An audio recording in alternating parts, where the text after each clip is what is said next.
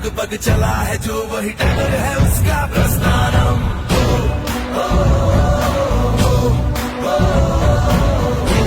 नमस्कार, मैं हूं नईम वारसी। आप देख रहे हैं express news channel. Express news channel के खास कार्यक्रम आज की बात में आज हमारे साथ राष्ट्रीय जनमत पार्टी के राष्ट्रीय अध्यक्ष इंजीनियर सुशील रत्नाकर हमारे साथ हैं। आइए आज हम उनसे बात करते हैं। सुशील रत्नाकर जी, आपका स्वागत है हमारे एक्सप्रेस न्यूज चैनल में।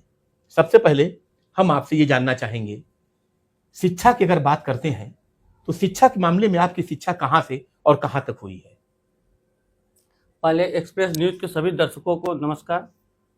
मैं इंजीनियर सुशील रत्नाकर, राष्ट्रीय जनमत पार्टी राष्ट्रीय अध्यक्ष, और हमने बीटेक की पढ़ाई किया लखनऊ जीबीटीयू से, जो कि सॉफ्टवेयर इंजीनियर आईटी सेक्टर से मैंने सॉफ्टवेयर इंजीनियरिंग की पढ़ाई की है।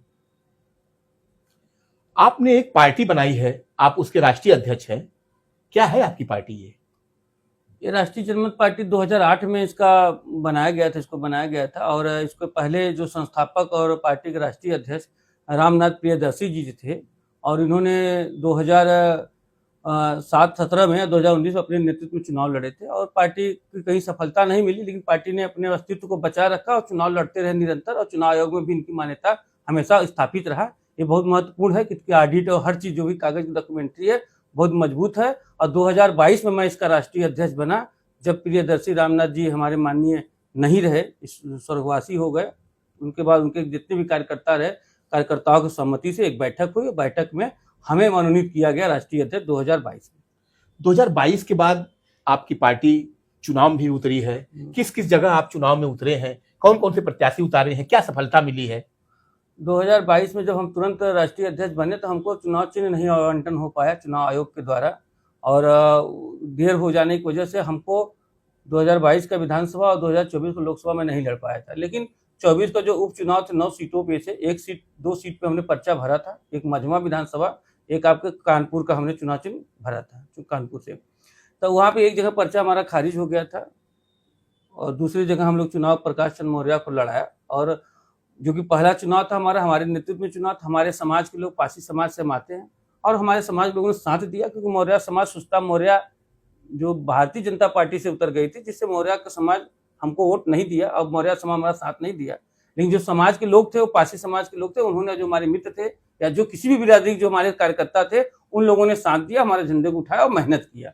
राजनीतिक करियर की अगर बात करें तो आपका परिवार काफी पुराना राजनीतिक परिवार है, तो राजनीति के बारे में बताइए। कब से राजनीतिक परिवार में आपके परिवार लोग जुड़े हैं और किस किस पद पे रहे हैं?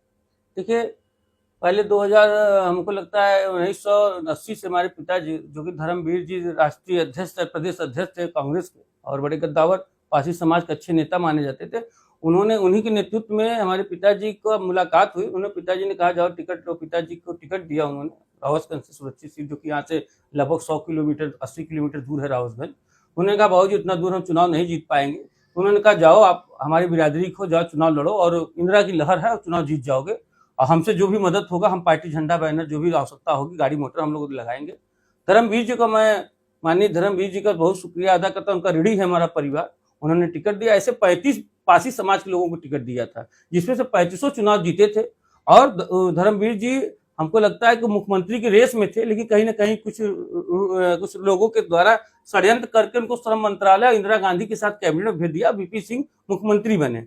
अब पिताजी विधायक 10 साल रहे। उसके बाद हमारे पिताजी के बाद दादाजी प्रधान रहे 10 साल। फिर हमारी माता जी प्रधान रही समरा बसुकिया से 10-20 साल। उसके बाद 2005 से हमारी माता जी ब्लॉक प्रमुख रही पहाड़ी ब्लॉक जो आता है हमारे मिर्जापुर में, वहाँ से ब्लॉक प्रमुख रहे।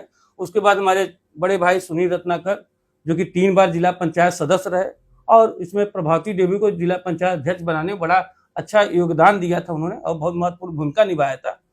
और इसी क्रम में उन्होंने 2010 में बसपा कोऑर्डिनेटर को हरा के ब्लॉक प्रमुखी का पद हासिल किया था, जो कि उसमें सपा की गवर्नमेंट नहीं थी। बसपा ने बहुत ज्यादा मुकदमा लगाते हुए हम लोगों ने तब पर भी चुनाव हम लोग जीतने का काम किया था। तो कहीं ना कहीं हमारा परिवार बहुत सुदृढ़ रहा, परिवार लड़ता रहा, और कहीं ना कहीं हम लोग मजबूती रहे समाज सेवा में। जहाँ के हमारे पिताजी की जो हत्या हुई थी वो समाज के लिए ही, हित के लिए, कभी उनका कोई क्रिमिनल रिकॉर्ड नहीं था, बड़े स्वच्छ छवि के थे, लेकिन समाज के लिए चाहते, उनके पास बहुत सारा मौका था। लखनऊ जाके बस सकते थे 80 में, और वहाँ लखनऊ की राजनीति करते, लेकिन वो समाज के बीच में रहना पसंद करते थे और समाज के दुख तकलीफ में लगे रहते थे। वही कारण था उनका हत्या होने का, जो उनकी हत्या हो गई थी। एक आखिरी सवाल हमारा है, आप एक राष्ट्रीय पार्टी के राष्ट्रीय अध्यक्ष हैं, 2027 का चुनाव सामने है, क्या तैयारी है आपकी? देखिए, अभी हम लोग जो संगठन को बहुत सबसे बड़ा महत्व काम कर रहे हैं संगठन को मजबूत करने का। अभी हम लोग जो 75 जिला में लगभग 30-35 जिला में जिला अध्यक्ष मजबूत कर दिया है, जहां लगभग 100-100 की टीम, 50-50 की टीम को बना रखा है। आपके इर्द गिर्द पूर्वांचल में हम लोग बहुत मजबूत है और अवध में भी हम लोग मजबूत है। जैसे उन्नाव हो गया, अवध क्षेत्र में हमारी संख्या ज्यादा है। आने वाले समय में हमने बना रखा है कि हम लोग चाहते हैं पूरे संगठन का एक ऐसा कार्यक्रम हो कि 27 आते आते रमाबाई भरने का योजना बना रखा है हम लोगों ने, जिसे ऐतिहासिक एक मैदान को भरेंगे तो हम लोगों को खुद ही पार्टी की ताकत और संगठन के बारे में मजबूती लगेगी। तो संगठन का जब तक परीक्षा नहीं लेंगे अपने संगठन का, तब तक हम परीक्षा में पास नहीं होंगे, तो आपको मालूम क्या होगा कि हमारा संगठन है कैसे। तभी जितनी भी मजबूती दिया जा रहा है संगठन को कि हमारा कार्यकर्ता बूथ स्तर तक, संगठन स्तर तक जितनी भी अच्छे संगठन हर जिले में बना दिया जाए, मजबूत कर दिया जाए। अब आने वाले जितने पंचायत चुनाव है और स्नातक एमएलसी का चुनाव और निकाय एमएलसी चुनाव में भी हम लोग भागीदारी लेंगे। उसके बाद आपका 27 का चुनाव आता है तो उसको देखा जाएगा। ये थे हमारे साथ राष्ट्रीय पार्टी के राष्ट्रीय अध्यक्ष। आज हमारी इनसे बात हुई है। अगले कार्यक्रम में हम फिर आपसे मुलाकात करेंगे एक नए शख्स के साथ।